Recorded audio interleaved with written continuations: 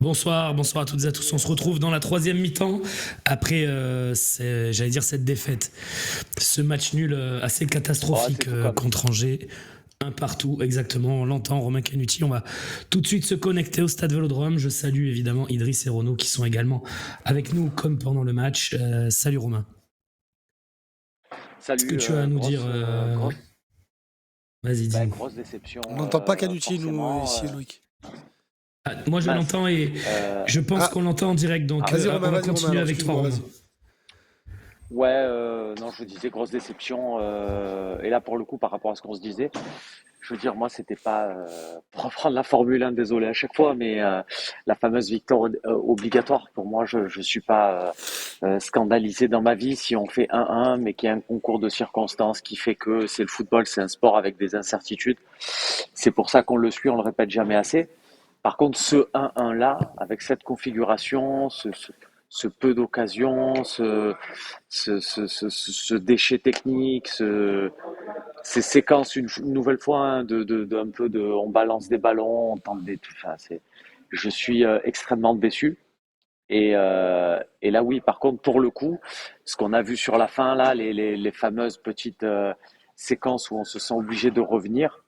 Là, oui, là, on peut pas accuser le Stade Vélodrome, que je prenne personne, accuser le Stade Vélodrome de public qui ne comprend pas la spécificité d'un football liquide. Non, non, non, non, non. Il faut pas tout confondre, faut pas tout mélanger. Et là, c'est un vrai problème technique. C'est un vrai problème, pas seulement, quand je dis technique, pas seulement du joueur qui a le ballon, des joueurs aussi autour qui proposent. Et là, on est loin d'avoir vu une équipe, donc ce qui nous prouve qu'il y a encore pas mal de boulot à faire au niveau du travail de l'OM. Je répète, on est sur le fameux un match par semaine, donc ça doit vraiment bosser, tout ça. Et là, c'est très facile à dire parce qu'il y a des circonstances de match et compagnie, mais on l'a pas vu. Et je veux vite parler d'un joueur qui s'appelle Mason Greenwood. Je vais dire une phrase très facile, hein, mais si c'est Amin Harit ou Luis Enrique qui fait le match de Mason Greenwood, je pense que il y a des forums, il y a encore des grands intellectuels qui vont se mettre devant la commanderie pour réclamer des départs. Enfin bon, ça va être. Et là, il reste 90 minutes et on continue de lui donner des ballons en se disant il va faire quelque chose. Renaud a une bonne formule en sortant du commentaire juste avant la troisième mi-temps. Il a dit on a eu un complexe de supériorité aujourd'hui où tu as vraiment l'impression qu'on est rentré sur le terrain comme si on gagnait déjà 2-0. Ouais. Il y a de gros ingrédients qui manquent, et notamment sur une détermination. Enfin, franchement, je l'ai en mémoire, hein. Premier ballon, c'est Højbjerg qui perd un. On a perdu Romain. Rentre un peu dedans, ballon perdu. Donc effectivement, il y a eu beaucoup de ça. Et après, il y a des joueurs qui normalement, justement, eux doivent faire un petit complexe de supériorité et doivent se dire, on est joueur de l'Olympique de Marseille, normalement, on doit se promener dans notre zone de jeu. Je pense notamment à Murillo.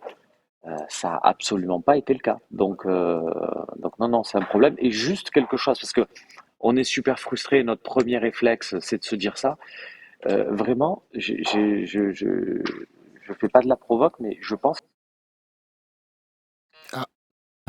Il pense. À un moment où on se fait. Attends, reprends ta phrase du début, Romain. Tu penses et ça a coupé. Je pense qu'on a un très bon arbitrage ce soir. Oui. Ça s'arrête là. Oui, censuré. Forcément, on est dans une frustration. Évidemment.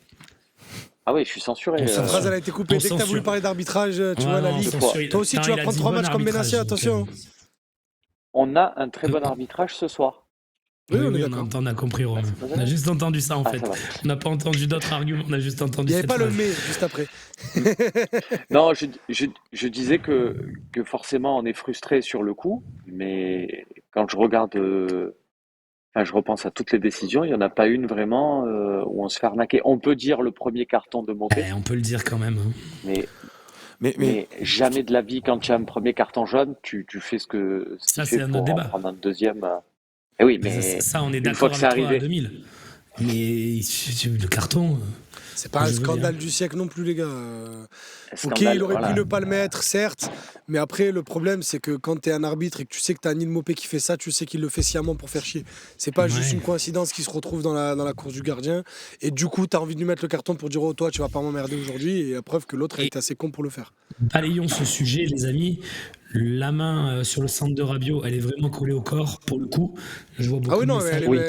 chat. elle est sur le Non, mais ventre. il y a des Donc, messages dans le chat. Et puis ouais, le but non, non, non, non, refusé, non. c'est logique aussi. Parce que, effectivement, quand la main touche le ballon avant de rentrer dans le filet, que ça soit volontaire, pas décollé, involontaire, c'est but refusé, c'est le règlement. Malheureusement, parce que. Et il y a vraiment le scénario aussi. Parce que, évidemment, on n'a pas été bon. Mais quand on a un scénario qui est quand même assez. On se dit, bon, on n'est pas bon, ils sont réduits à 10. 2 minutes après, t'es réduit à 10. On est pas bon, Ro, il nous fait un petit exploit, on mène au score, c'est bon. Coup franc d'El Melali, on sait même pas qui c'est. Le mec, il sort de nulle Mais part. Moi, malheureusement, je sais Rome, qui Et c'est. le scénario, et après, tu marques un but, tu te dis, ah, ça y est, on a réussi. Et non, refusé. Il y a vraiment aussi le scénario qui fait mal, quoi. Mais Rome, Vas-y, juste sur vas-y. Vas-y, Kanichi, le vas-y, coup parce franc de qu'il va partir Melali, encore. c'est un coup franc, c'est Pirlo, c'est tout ce qu'on veut sur le coup, bravo à lui. Le mur. Et bravo à Idriss de savoir qu'il était capable de faire ça. Mais juste avant, il y a une faute. Du coup, si la coup franc, c'est qu'il y a une faute, la faute, elle est faite par Højbjerg et qui Bêtement. est en fait, il a, alors bêtement, il n'a pas trop le choix. Et il n'a pas trop le choix parce qu'il y a une relance du niveau de Murillo, du niveau presque du poteau de corner, qui remet un ballon plein axe, mi-hauteur, enfin, tout ce qu'il ne faut pas faire. Et du coup, Højbjerg se retrouve à faire faute. Alors, effectivement, il peut faire peut-être un peu mieux que ça sur le coup, mais c'est un moindre mal de faire cette faute. Mais comment tu peux relancer comme ça c'est une question Ouais, il aussi. y a Ça doit jamais le mur arriver. qui saute mal aussi. Le mur qui saute mal aussi. Enfin, Le mur il y a c'est le vraiment. mur. C'est le coup franc, c'est le mur parce qu'il est frappé. Ça m'a rappelé, rappelle-toi Romain, un OM Nice de 2013-2014, le coup franc de Valentin Esseric au Vélodrome. Waouh.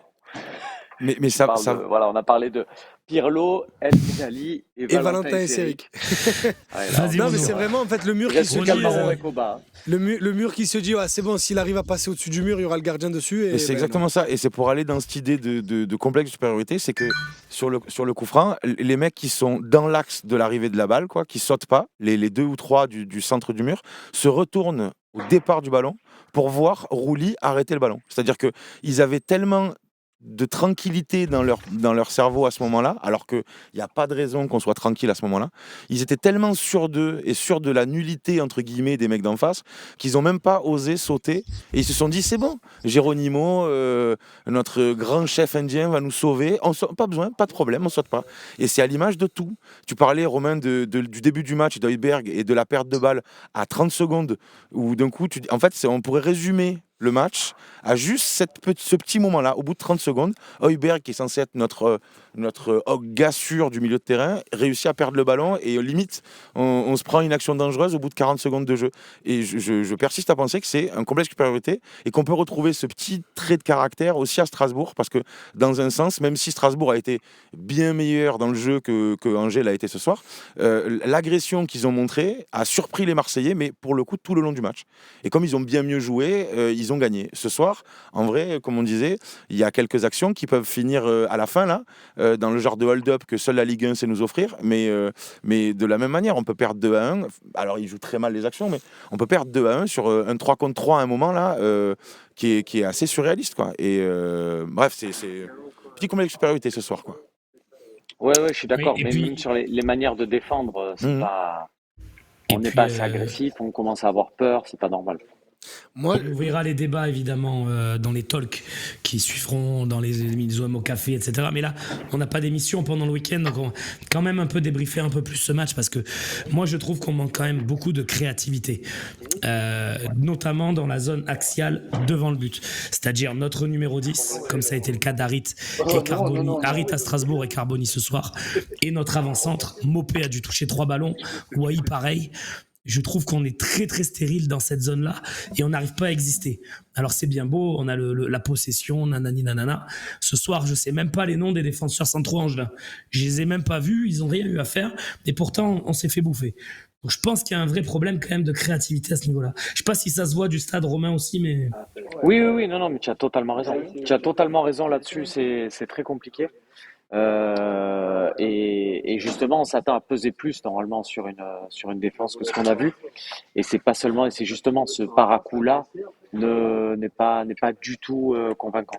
Et, et on doit normalement faire beaucoup plus à domicile, ce qu'on dit, de créer.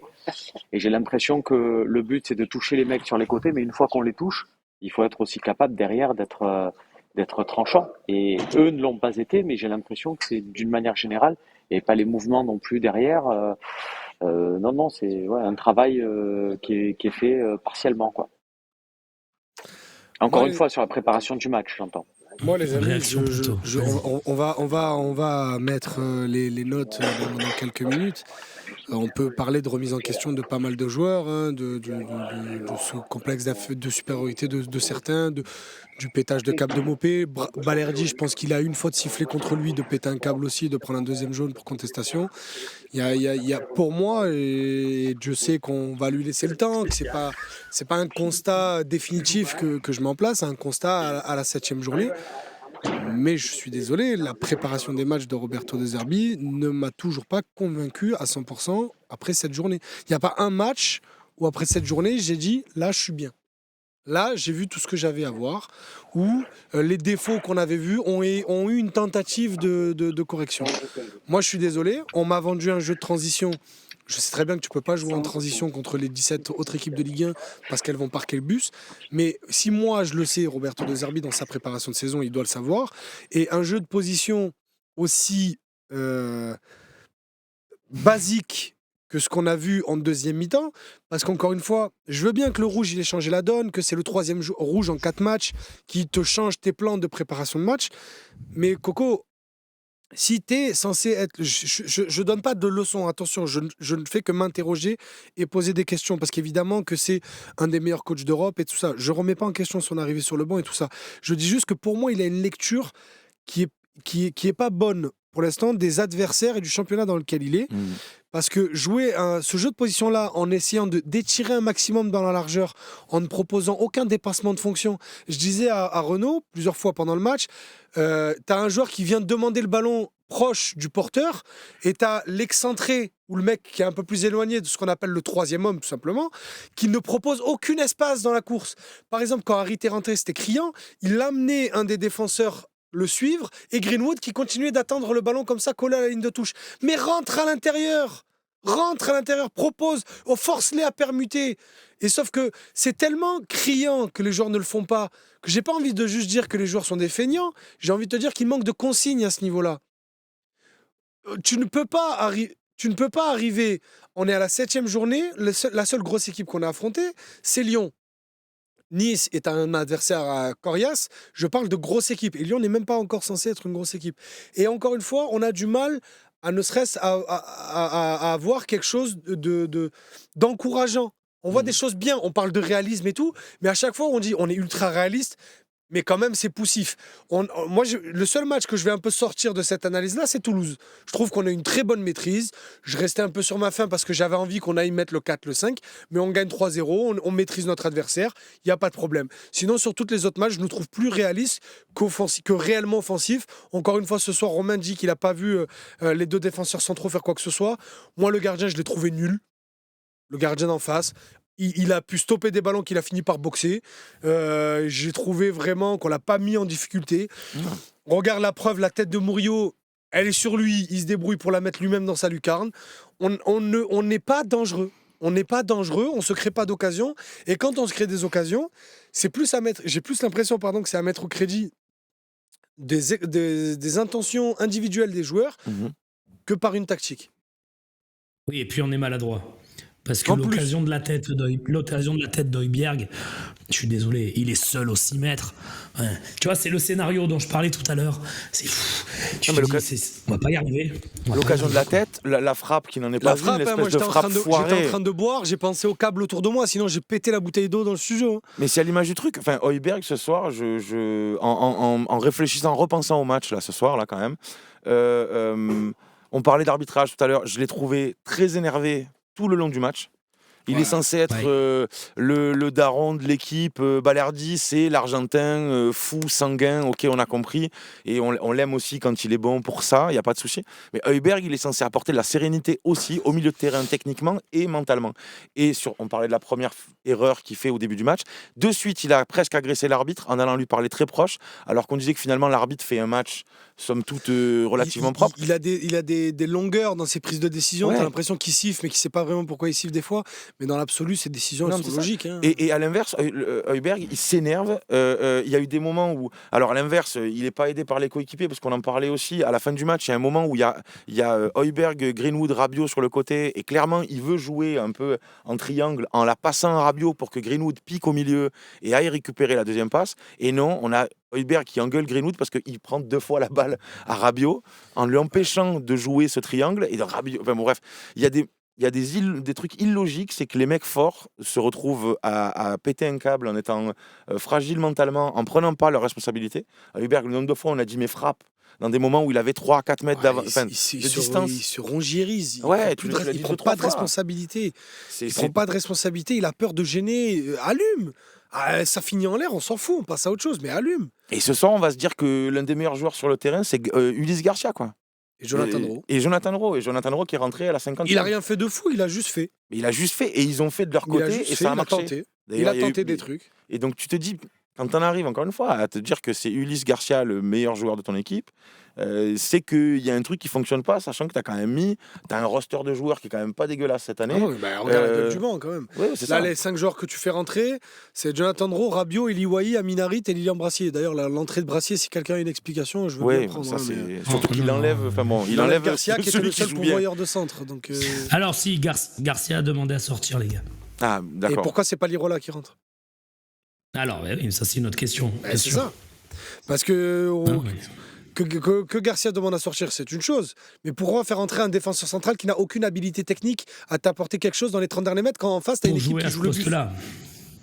Surtout qu'en plus, j'ai pas l'impression qu'ils sont particulièrement rapides. Je veux dire, c'est pas un type que tu vas utiliser en te disant c'est un défenseur central qui a une vraie vitesse et qui en fait va venir couvrir. Parce que Balerdi, il a quand même fait un paquet d'allers-retours derrière. Tu te dis, il va venir couvrir Balerdi, il va venir le baquer, c'est normal et tout. C'est pas lui qui a le plus gros coffre. Donc c'est même Rowe qui est venu défendre sur la seule explication. Et regarde, c'est un truc qu'on disait avec Renaud pendant le match. Il y a OM 69000 qui nous dit pourquoi il n'y a pas de pressing avec De Zerbi. J'ai l'impression que depuis Lyon, on ne presse plus. C'est vrai. On ne presse plus. Et je vais dire une bêtise, hein, mais en début de deuxième, on presse, on marque. Hein. Ouais, exactement. T'as une séquence où tu récupères 4 fois le ballon dans les 30 mètres adverses. D'un coup, t'as une fatigue qui se crée, un mec qui suit mal, tu marques. Comme on disait, tu les étouffes. Et avec ton match par semaine, la profondeur de ton effectif, t'es censé pouvoir assumer un pressing, une dépauche d'énergie un peu particulière. T'es censé pouvoir le faire. T'es à l'approche d'une trêve internationale qui fait que tu vas pas jouer pendant 2 semaines. Non, mais puis même à 10 contre 10, tu fais rentrer uniquement Rowe à la mi-temps. Alors tu te dis limite qu'à ce moment-là, Kondogbia au milieu de terrain, on a vu que pour se retourner, c'est compliqué. C'est pas lui qui va t'apporter cette rapidité d'exécution au milieu de terrain pour justement essayer de casser la dernière ligne. Comme il a fait après. En fait, il a attendu. De Zerbi a attendu quoi, 20 minutes, 30 minutes. Rabiot est rentré à la 60e. 62e. 62e minute, il a attendu 20-25 minutes pour mettre en place un truc qui, quand même, malgré tout, s'est avéré un peu plus efficace à la fin. J'ai l'impression qu'on a quand même beaucoup de joueurs lents. Ouais. Mais en vrai, ils le sont pas. Hein. C'est juste à l'impression ils sont lourds, ils sont pâteaux, mais c'est ça, factuellement, ils le sont pas. Luis Enrique, il est pas lent, Greenwood, il est pas lent, Wahi, il est loin d'être lent. Carboni, il l'est peut-être un peu, mais et Højbjerg, non, c'est Kondogbia qui l'est un peu, mais Garcia et Murillo le sont rapide, pas. Hein Højbjerg. Ah, si, va vite, Højbjerg, go. Tu l'as vu sur des remis. Dans la tête, oui, mais avec le. Non, même avec les ischios, hein, ça va, ça court vite. Ah, c'est pas Mbappé, mais ça va, ça court vite. Non, mais tu peux lui demander à lui de pas être rapide s'il a une qualité. Enfin, il a fait en plus 2-3 fois des passes très intéressantes sur le but refusé. C'est cette passe très directe, très linéaire qui est hyper intéressante, que Garcia reprend dans la foulée sans contrôle, si je ne me trompe pas. Enfin, mais ce centre, l'action est très juste. Donc en fait, tu peux avoir une type, c'est la blague de. Tu mettrais Pirlo au milieu de terrain avec une chaise et une chaîne de 5 mètres. Il te permettrait même à la fin de sa carrière, il te permettait de faire des trucs de fou. Heuberg n'est pas Pirlo, attention le chat, je vais pas me faire crever pour ça. Mais tu te dis, il est capable de casser des lignes sans trop courir. Lui, si autour de lui, il a des mecs qui cavalent, et en l'occurrence, il a normalement quelques-uns quand même, et il est capable de faire ça. Et là, c'était juste hyper statique. À la fin, c'était illogique. Les mecs, ils bougeaient plus, et comme tu disais, Idriss, il y avait des moments où Ro ou même Harit, quand il est rentré, a tenté 2-3 fois, puis à la 4e, c'est bon, les gars, vous n'avez pas envie de jouer, vous jouez pas. Ils ont rien fait d'incroyable, ils ont juste tenté. Non, mais c'est ça. Puis à la 4e fois où tu fais des appels et où les gars ne passent pas la balle, tu dis c'est bon, je vais pas salir mes chaussettes non plus, quoi. Ça va aller, personne n'a envie de se chauffer, je me chauffe pas non plus. Mais c'est frustrant, vraiment. Absolument, à poursuivre cette frustration avec les notes évidemment des joueurs.